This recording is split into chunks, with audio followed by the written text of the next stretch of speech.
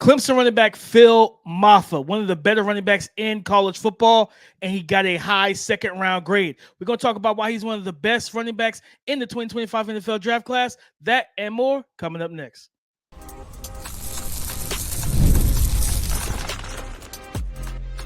You are Locked On NFL Draft, your daily podcast covering the NFL Draft. Part of the Locked On Podcast Network, your team every day. What's up, Locked On family? Welcome back to the Locked On NFL Draft Podcast, your daily podcast covering your favorite draft prospects, part of the Locked On Podcast Network, your team every day. I'm your boy, Damian Parson. You can find and follow me on X at DP_NFL. I'm a senior draft analyst, and thank you for making Locked On NFL Draft your first listen today and everyday shot for being our everydayers. And you know I got to kick the intro to Mr. LSU himself, Keith Sanchez. You can find and follow him on X at TheTalentCode. Can you talk to him, baby? What's up, Locked On family? Let's get locked in. This is Keith Sanchez, 2019 national champ, man, and the other side to this dynamic duo that we like to call the Locked On NFL Draft Podcast, man. I want to say shout out to our everydayers. Thank you for tapping in with us each and every single day as we're going through these summer months, man. I think we are, was it 8 weeks, 10 weeks away from the kickoff of college football? DP, we are right around the corner, man. Listen, if you can hear my voice, go ahead and hit that like button. Make sure to comment and don't forget to subscribe to the YouTube channel at Locked On NFL Draft Podcast. Today, we are into the scouting notebook, and we're going back to a Clemson running back, man. We have Phil Mafah on deck. DP gave him a day 2 grade. Stay tuned to hear why. Then I'm going to another South Carolina wide receiver, a big body South Carolina wide receiver. Could he be a first-round pick? Last year, like Xavier Legette, and I'm sorry, he transferred from South Carolina to Ole Miss. So Ole Miss brought in those transfers. And then we're going to talk about the son of a Hall of Famer and tight end Mason Taylor from LSU. Yes, my neck of the woods, man. But DP, before we get started, man, why don't you hit him with our title sponsor?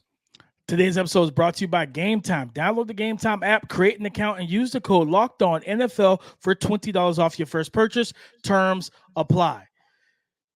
Phil Mafah came in with, actually, Keith, right now, I still have to get through Quinshon Judkins. I've watched Ashton Jeanty, Travion Henderson, Donovan Edwards, Devin Neal, Dalen Hayden, Taj Brooks. DP, you got all the running backs, man. You got all the running backs. I think my highest my highest graded running back has been a 5th round guy so far. I'm struggling for the running back, DP. I am struggling over here. I seem to have a lot of the running backs right now, Keith, and just that's a really talented group.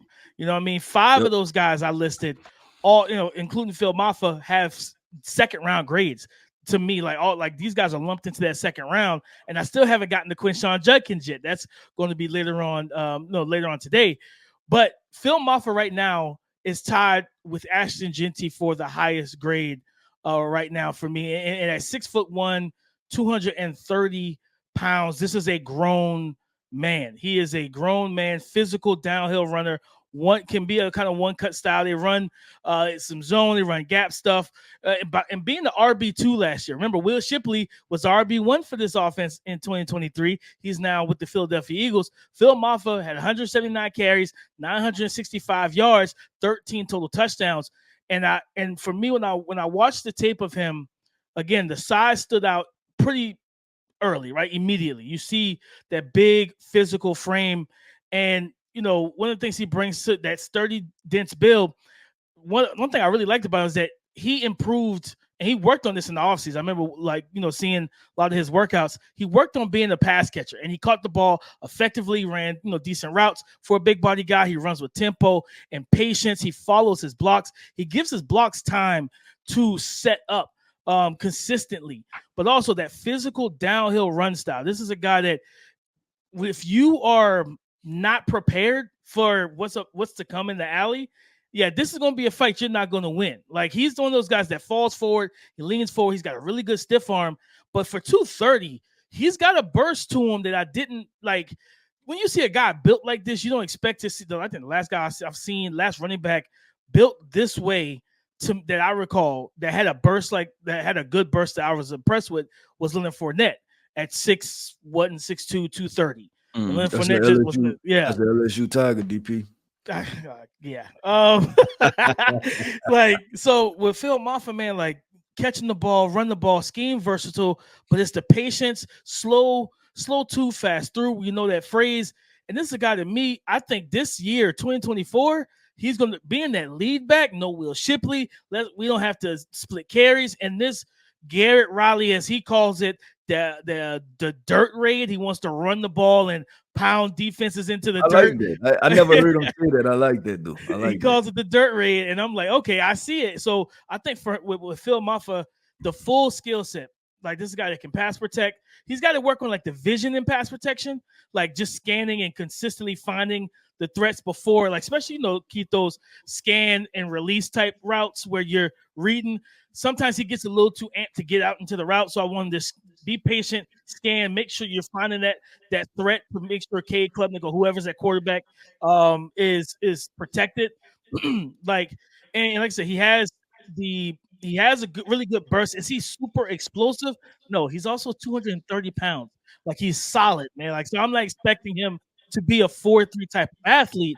And then the other thing that, that is more of a concern of things that he doesn't have in his back completely is the open field elusiveness and like wiggles to like just make guys miss. But one thing he does do is string together cuts, jump cuts, vertical cuts, read and cut against leverage. This is a guy for me where it's like for him to do what he did last year as an RB2. Oh yeah, I'm looking forward to seeing him as the RB1 because I do believe no matter who's at quarterback, Garrett Riley's going to lean on the run game to get whoever's at quarterback comfortable. And that's where I think Phil Mafah is going to really be able to shine. Because this is, to me, he showcased the ability to be a 3-down running back in the NFL. And I'm excited to see what he's going to be able to do heading into 2024. DP, is this his first year being draft eligible, or was he draft eligible this year? Like, is he coming back to be a senior? Or I think he is. He's actually, this is going to be his senior year. Okay, so he could have came out last year, man. And it's just crazy how politics play a part. And, I always talk about my background just with, coaching at LSU, working in recruiting, knowing these prospects, and just him being that. I believe him and Will Shipley might have been in the same exact class, if I'm not mistaken. I may be wrong, but just the Will Shipley being the bigger name, right? Because he was the 5-star coming out and, got the rock as a freshman, right? Played a lot. He's the RB1. And then now hearing you talk about Phil Mafah. I remember Phil, I think Phil is from Georgia, I want to say. I think he went to Grayson. And if I'm not mistaken, maybe him and Jeff Sims was in the same backfield. Might have been in the same on the same high school team together. But I'm bringing that up because you gave the grade that you gave to Will Shipley, but now sitting here with Phil Mafah, and Phil Mafah, you have a much higher grade on him, and I'm excited to hear about him because I casually watched Clemson last year, right? And when I say casually, that means walk in and out the room while that 11 o'clock Central game is on, right? And you see, and you just you observe a couple plays, and I would see flashes of Phil Mafah, but I'm like, he's a backup running back, right? Like that's how you kind of feel like, okay, there must have, just been something. But when somebody consistently does it, it kind of perks your ears up a little bit, right? Or you look at the TV a little bit more. So to hear you say he's a day 2 grade, I quickly want to get through a couple questions / talking points. You mentioned Leonard Fournette. Is that a direct comp for you? No, not a direct hug. I think, like I talked about when Leonard, I think Leonard was like, what, a 4'4" athlete? Like, he was a different type of cat athletically with that size. I think Leonard, not the prospect. I'll say Leonard Fournette, the pro, in terms of, remember Leonard Fournette when he was with the Bucks, in terms of that full skill set he showed? He could catch the ball. He pass protected. He was a physical run. He was the guy that ran the ball, did everything.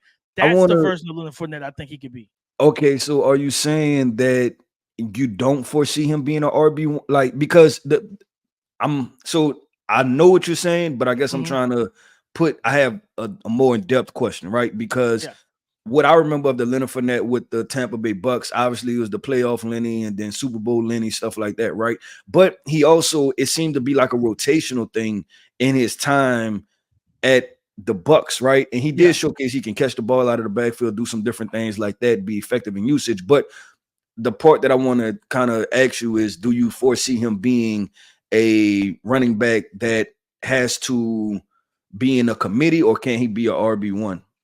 Oh, no, I think he could be an RB1, and keep my impact statement. I put that right in my impact statement, that this is a guy, like sturdy, punishing running back with a good open field speed to gash defenses after wearing them down throughout the game. He has the frame and skill set to become an NFL offense's RB1. I think if he's got the opportunity, he could absolutely lead a rushing attack. One last question, because I know we have to transfer real quick to the next segment. Who is an NFL comp for him? So I went a little bit further back, Keith. If you remember the name Larry Johnson, when he was with the Chiefs. I do remember the Kansas City Chiefs. That was because I remember him and Priest Holmes. They had was it like a contract situation, or I think they was supposed to pay Priest. That's a tongue twister right there. And then I think Larry Johnson came out of nowhere. I remember that. Yeah, so like I was looking at like body types and different things like that, and I was like, man, like he reminded, because I knew there was a running back he reminded me of. It was an old school running back or older running back, 6'1", and the size and frame very identical, 6'1", 235 for Larry Johnson, and a guy that had some good years in Kansas City. You know what I mean? So like that was probably my main comp for him. I think this could be a volume runner, especially in a multi-faceted running offense that runs zone, gap scheme, power, and then again he can catch the ball at the backfield, clean up some stuff vision wise in pass pro, because he's not afraid to mix it up. He's just got to work on just scanning and identifying those threats. He does that, man. I think he could be absolutely a top of the second round pick. You think about Zach Charbonnet. We saw Zach Charbonnet go second round, top of the second round in Seattle, even though they already had Kenneth Walker. So I think that's kind of the situation I look at. Okay, cool. With DP, let's keep this thing going and flowing, man. I'm excited to talk about this next guy, Mr. Antoine Juice Wells. I talked about his South Carolina wide receiver that is transferring with this transfer portal being hot and heavy, DP. He is now with the Lane Train in Oxford, Mississippi at Ole Miss. We're going to talk about him coming up next. Today's episode is brought to you by Gametime. Gametime is an off-the-rise ticket marketplace of Major League Baseball, which makes getting tickets faster and easier. Prices on the Gametime app actually go down the closer it gets to the first pitch, with killer last-minute deals, all-in prices, views from your seat, and their lowest price guarantee. Gametime takes the guesswork out of buying MLB tickets. And plus, when you think about the fact that it's the summertime and most fathers, want to take their sons to the good old ballpark, why not go on Gametime and see how cheap the tickets can be to your favorite team, home games? Maybe you take a vacation with the family and go make it a trip out of town to an away game. All of this is on the Gametime app. So guys, it's simple. Take the guesswork out of buying MLB tickets with Gametime. Download the Gametime app, create an account, and use the code LOCKEDONNFL for $20 off your first purchase. Terms apply. Again, create an account, use the code LOCKEDONNFL for $20 off. Download Gametime today. Last minute tickets, lowest prices guaranteed. Antoine Juice Wells, let's say 6'1", 210 pounds. Guys, coming off a season where he got hurt for South Carolina early in the season. And that's when we saw, even before that, we saw like the emergence of Xavier Legette. And man, what type of tandem they could have been for Spencer Rattler if you had Juice Wells and Xavier Legette healthy. But go back to 2022 real quick, 68 receptions, 928 yards. The year before, in 2021, when he was healthy, 1,250 receiving yards, 15 receiving touchdowns. Keith, where is he a first round caliber receiver? Like if he stayed healthy in 2023, do you think he would have found his way in first round instead of like the Ricky Pearsalls and different guys we saw coming in the back end? Potentially, because I'm gonna tell you who I thought of. I thought of Ricky. I thought of the San Francisco 49ers when I watched this guy. Because let's get into it, right? And I want to hit home on what you just said, DP, because he was hurt last year. So I want to tell everybody he was hurt last year. But the year before, he had 900 yards and 6 touchdowns. In 2021, he had 1,200 yards and 15 touchdowns. So highly productive player that I feel like as a draft community, we are not talking about. This is my first time getting eyes on him, but I am about to sound the alarm, DP, that everybody needs to be aware of Juice Wells and him going to Ole Miss. So who is he as a prospect? This is a sturdy built guy listed at 6'1", 208, 210 pounds, and he looks it, right? He's one of those guys that has thick lower half. He's well built up top, right? And that translates because he's a tough tackle, right? And he's one of those guys that you can find ways to get the ball in his hands behind the line of scrimmage and ask him to be a run after the catch threat, right? He's going to use his power. He's going to use his strength. But combined with that, DP, he also has short area quickness. He has lateral agility. He has start-stop ability. So really good prospect and in a really good mode. Now, as a route runner, like I said, he has start-stop ability. I think he can get in and out of breaks. I think he can be more detailed and specific.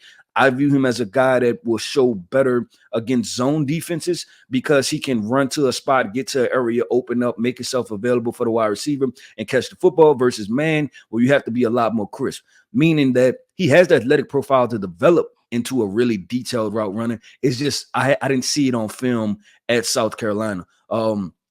Projecting him to Ole Miss, fireworks. That's what I project, fireworks. You put him with the lane train, scheming people wide open. Not only is he going to be wide open, he's going to be wide open with momentum, a full head of speed, and then he's going to be able to run through arm tackles and make big plays. So why Jonathan Mingo was at Ole Miss, that's going to be the natural comps. He has and those people who've seen Jonathan Mingo have not seen Antoine Wells. I'm going to say they're probably built similarly. Juice may be a little bit more slight, but very same frame, right? Yeah. But like I said, I had Jonathan Mingo with a 4th, 5th round grade. I gave this guy a middle of the 2nd round grade, DP.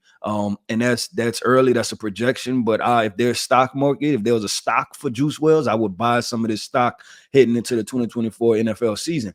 Now, let's go to the conversation. Well, why did you think of the San Francisco 49ers? Everything I just outlined, right? When you talk about the back end of the 1st round, they went after Ricky Pearsall. Ricky Pearsall probably has more length and a little bit cleaner route runner, right? Yeah.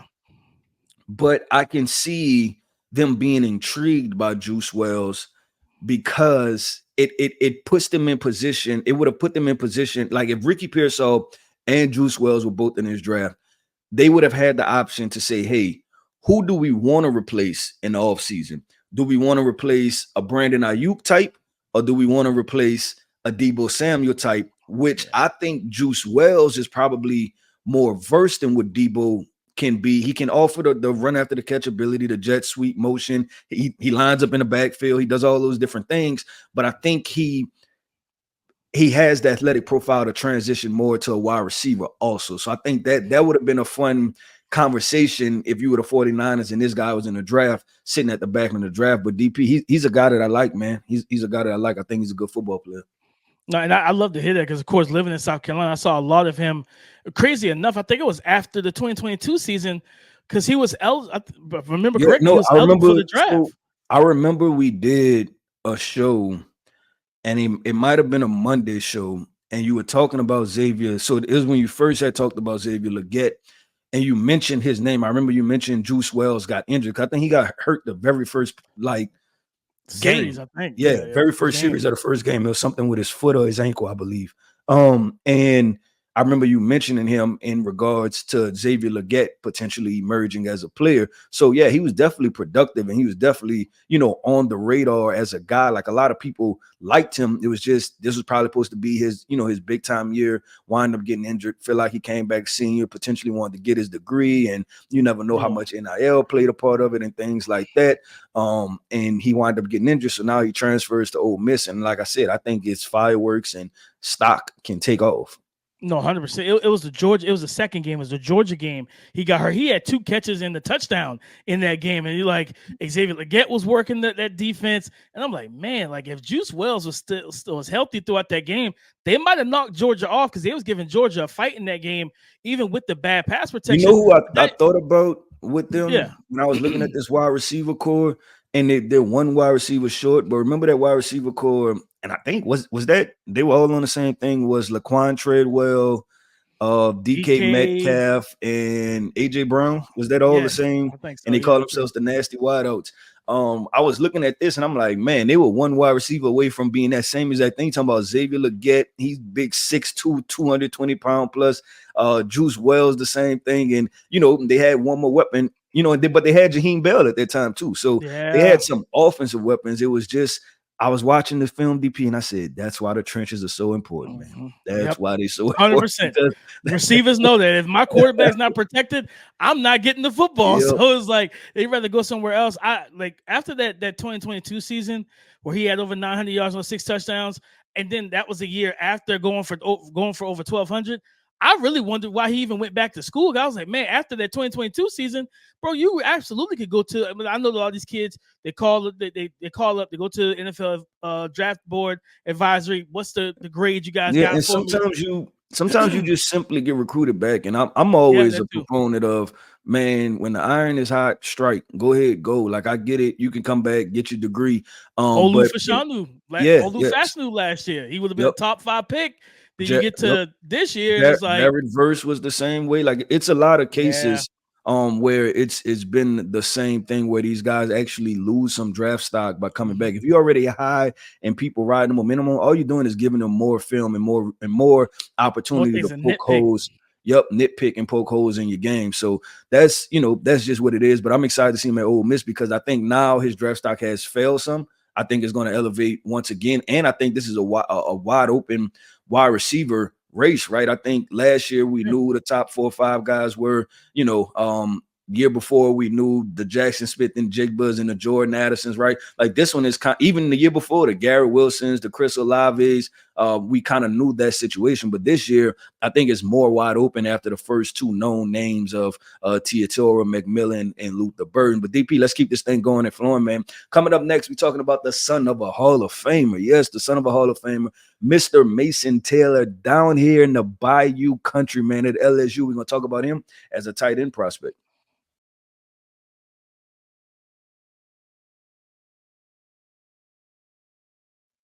Thank you for making Locked On NFL Draft your first listen today and every day. Shout out for being our everydayers. Mason Taylor, 6'6", 255 pounds. That sounds like an NFL tight end to me, Keith. And he's got the bloodline. And he had just a decent year last year. And it's hard. It was hard, got to admit, it's hard to produce when you got Brian Thomas Jr., you got Jaden Daniels, who's a Weapon X himself, and then you got Malik Neighbors, but 36 receptions, 348 receiving yards, 1 touchdown. His freshman year, I believe he actually won the Alabama game with the game-winning touchdown. In Death Valley. You were there at that game. So when you turn the tape, like, of course, I think would this be the right thing to say? He's just scratching the surface of what he could be. Yeah, I think that's correct, and I think he's already identified a floor, which is a very key thing for me as a talent evaluator also, right? Because you can find those prospects where they have one redeeming quality and you can be all in. Like, if a guy is just fast, right? And you could be like, man, but his speed, and you become so infatuated with the speed that you think like, hey, what if the speed doesn't work? Like, what's the next level? Like, what's his floor after that, right? And some of them is out the NFL, right? Some prospects is like either they run fast or they out the NFL, point blank, period. We've seen that time and time again. With Mason Taylor, he's identified a floor, and it's a solid floor. Like, I think this is a guy that borders on, from what I watched just from last year, borders on being a tight end 1 to a tight end 2-ish type of football player. So just talking about him, he has adequate to good athleticism. I thought he was a fluid mover, right? This is a guy that they'll line up at slot. He doesn't profile as a modern day tight end from an athletic perspective, but he can do those things, right? Meaning that I don't think he's as athletic as a Oscar Delp, or when we compared him to, the movement skills of a Dalton Kincaid or a Sam Laporta, right? But he is a smooth and fluid mover. I thought more of those tight ends that were in the early 2000s when you get to, I'm talking potentially, and I'm about to throw out Hall of Fame names, and I don't mean to do this, but this just with the bigger names, right? You're talking about, the Jason Wittens. You're talking about the Heath Millers. You're talking about, what was the guy for the Ravens, man? The Ravens had a tight end for a while too. Is it Heath? No, Heath was in. I can't remember his name, but they had a tight end also, right, for a while. There was a pretty good Todd Heap. Todd Heap. Heap. Yeah. Heath was with Todd. the Steelers. Yeah, Todd Heap. But just a tight end in those modes that are just solid, reliable guys.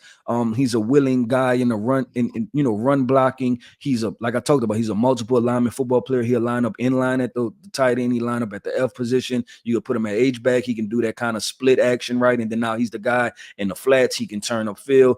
Smooth guy. He actually has, once he catches the football, he has a little burst. Like if he's on a crossing route, like a short crossing route, and then he can kind of turn upfield, he has a little bit of a burst to kind of accelerate and pick up some yardage. So I think just overall, and this is a boring name, right? But just to be solid also means something. Like if I can draft you, and I was watching, and you kind of knew that was part of it, right? I was watching the Washington Commanders, they do their draft, like their draft room situation, and then now they release them to the public to watch.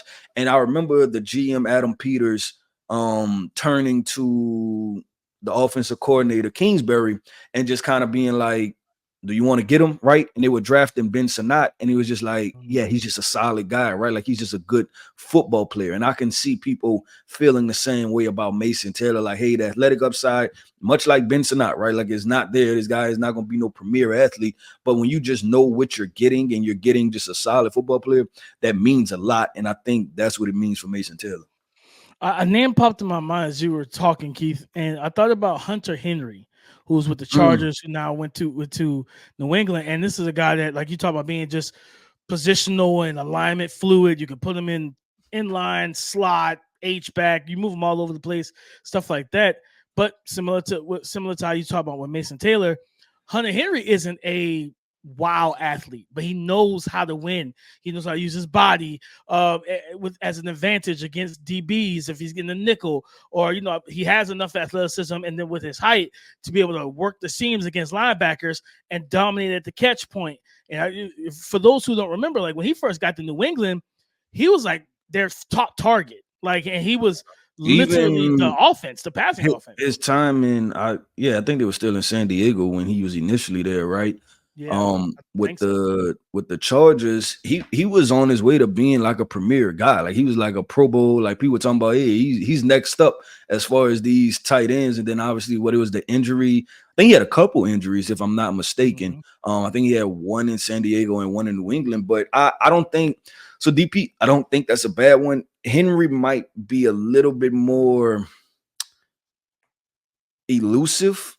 You know what I'm saying? Just a little bit, just a tad bit, but I don't mind that comp at all as far as just a profile or what Henry, was even in New England, just a good target. But there's so many teams when you talk about like the Miami Dolphins of the past couple of years, right? When they had a Mike Gesicki or something like that, for what the Dolphins are trying to do, especially in the run game, Mason Taylor might have been a better fit because is he the vertical threat? No, but he's a reliable middle of the field target, and you can line him up to be a serviceable blocker for you. So that's why I say I think he's just going to have good value. And then, like you say, you talk about the bloodlines, and bloodlines don't get you everywhere, right? But for him to step in as a freshman, meaning that his IQ, his want to, his understanding of the game was there. So I would expect that he can do the same thing in the NFL as far as turn it on quickly and be a serviceable part of an NFL offense. Yeah, I mean, with Hunter Henry, to that kind of speaking to that comp, he's about a 600, almost 700 yard receiving tight end a year, anywhere between 500 and 700 yards. Yep. 4 to 5 touchdowns a season. A guy that's just steady Eddie, man. And like you said, a lot of times, that's what you need. Granted, you want a Travis Kelce, you want a Rob Gronkowski, you want a Vernon Davis, but they don't grow on trees, guys. It just is what it is, right? But if you can get a guy who's going to be steady Eddie like that, man, he's going to be able to do some work for you and be an effective player on all 3 downs. You can't pass that up. You cannot pass that up with DP. You know what you can't pass up? You cannot pass up listening to this dynamic duo at the Locked On NFL Draft Podcast. I want to say shout out to our everyday, as I told you at the top of the show, man. Listen, man, go ahead, hit that like button. Don't forget to comment, and don't forget to subscribe to the YouTube channel at Locked On NFL Draft. I am Keith Sanchez. You can find me on X at The Talent Code. That right there is my guy, my co-host, Mr. Damian Parson. You can find him on X at DP_NFL. And like we always like to say, man, y'all come talk to us, because we like to talk back.